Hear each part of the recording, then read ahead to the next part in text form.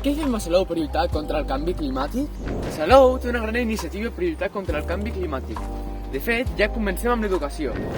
A les escoles i instituts ens ensenyen a reciclar d'una manera des de petits que ens anima a fer-ho. Fins i tot de vegades fan campanyes de reciclatge pels carrers que ens ensenyen els conceptes bàsics de reciclatge, acompanyats de diversos prospectes perquè no se'ns oblidi.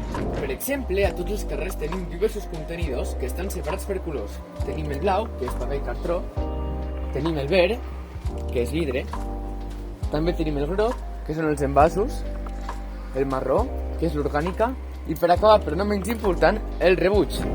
Cal destacar que tenim un punt net mòbil on podem llençar residus especials, mòbils vells, piles, aerosols. També tenim contenidors per rebutjar l'oli que ja hem gastat. I a continuació aquí està el contenidor de la roba, per fer-li donar una segona vida si ja no la fem servir. La platja és un element identificatiu de Salou que es neteja diàriament igual que tots els carrers d'aquest poble.